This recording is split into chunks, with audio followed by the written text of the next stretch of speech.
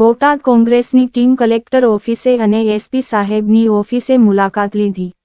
હળદર ગામમાં જે ઘટના બની છે તેને લઈ આજે કોંગ્રેસનું મહુડી મંડળ બોટાદ એસપી તેમજ કલેક્ટર શ્રીને મળ્યું હતું અને પોલીસ અને ખેડૂતો વચ્ચે જે ઘર્ષણ સર્જાયું તેમાં ખેડૂતો અને ગામ લોકોનો ખૂબ જ નુકસાન થયું છે અને જે નિર્દોષ લોકોને પકડવામાં આવ્યા છે છોડવા માટે રજૂઆત કરી હતી, જેમાં ગુજરાત કોંગ્રેસના અગ્રણી ઇન્દ્રનીલ રાજ્યગુરુ, બોટાદ જિલ્લા કોંગ્રેસના પ્રમુખ હિંમતભાઈ કટારિયા, ધંધુકાના પૂર્વ ધારાસભ્ય અને અમદાવાદના જિલ્લા પ્રમુખ રાજેશભાઈ ગોહિલ, બોટાદ જિલ્લા પંચાયત વિપક્ષ નેતા રમેશભાઈ સિલુ, રમેશભાઈ મેર, બોટાદ શહેર પ્રમુખ પ્રવીણભાઈ ડેરવાડિયા, બોટાદ કોંગ્રેસના મહામંત્રી સિકંદર જોખિયા, જયરામભાઈ તાવ્યા, હરજીભાઈ સામકળિયા તેમજ બોટાદ કોંગ્રેસના હોદ્દેદારોને આગેવાનો ઉપસ્થિત રહ્યા હતા।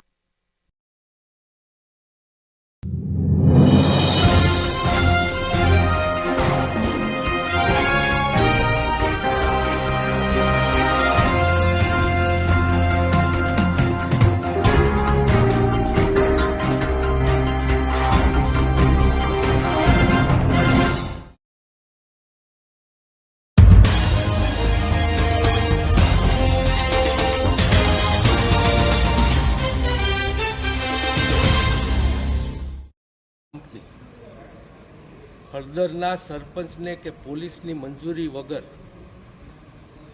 એક પોતાની પ્રસિદ્ધિ માટે, અને એ નાટક કંપની છે એ સૌથી વધારે હું જાણું। અમે એસપી આગળ ગયા હતા, પોલીસની એક સારી કાર્યવાહી થઈ કે 7 જ લોકો હળદર ગામના હતા અને બાકીના બધા જ સુરેન્દ્રનગર અને રાજકોટ સાઈડના છે। વાહનો જે પકડાણા છે એ પણ બહારના પાસિંગના છે। એનો મતલબ એ થયો કે આમ આદમી પાર્ટીવાળા બહારથી એના લોકોને લઈ આવી અને અહીંયા આવો સ્ટન્ટ કરવો, જે પ્રશ્ન હલ થઈ ગયો હતો, કોંગ્રેસના અમારા મિત્રો જઈ અને પ્રશ્ન હલ કરી નાખ્યો તો એ પ્રશ્ને પાછી પંચાયત બોલાવી અને આવડું હળદરમાં આવા હલ્લાબોલ કરે, પોલીસ એમાં નહીં હોય એવું માનીએ છીએ, કારણ કે એને કાંઈક સાચું વળી આજે પરંતુ એમાં 4 નામ હજી એવા છે જે હળદર ગામના છે કે એ નિર્દોષ છે, એ નામ અમે એમને આપ્યા છે। આ નાટક કંપની, આ ગોપાલ, ઈશુદાન અને આ બાકીના બધા એમના છે, એને હું ચેલેન્જ કરું છું કે આ તમે નાટક કેવી રીતના ભજવો જોઈએ મને ખબર છે, અને આ તમારું નાટક જ હતું। એ નાટક તમે કેવી રીતના ભજવું એની ચર્ચા કોઈ પણ મીડિયા ઉપર આપણે સાથે બેસીને કરીએ એવી હું એમને ચેલેન્જ કરું। ઇન્દ્રનીલભાઈ, આપ જે આ ચેલેન્જ કરી રહ્યા છો, આપની અંગત ચેલેન્જ છે કે કોંગ્રેસ પાર્ટી તરફથી?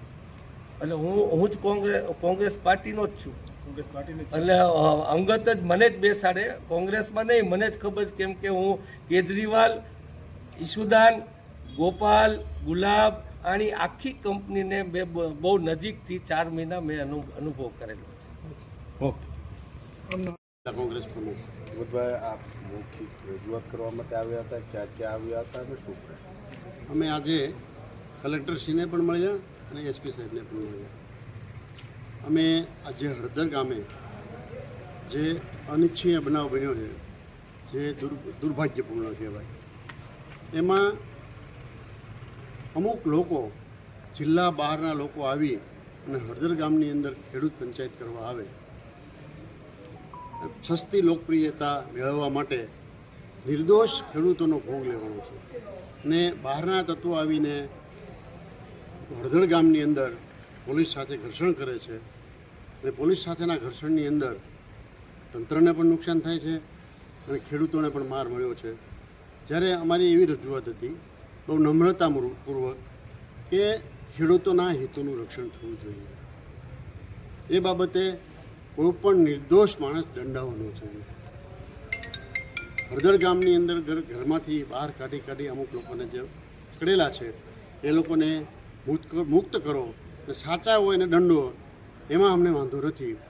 અને બોટાદ જિલ્લાની શાંતિ ડોળવાનો પ્રયત્ન જે લોકો કરે છે એના માટે તમે કાર્યવાહી કરો, એના ભાગરૂપે અમને પોઝિટિવ રિસ્પોન્સ મળ્યો છે। મોટા ભાગના અત્યારે છોડી દીધા છે અને જે કાંઈ છે એને આઈડેન્ટિફાઈ કરી અને છોડશે એવી અમને ખાતરી આપી છે।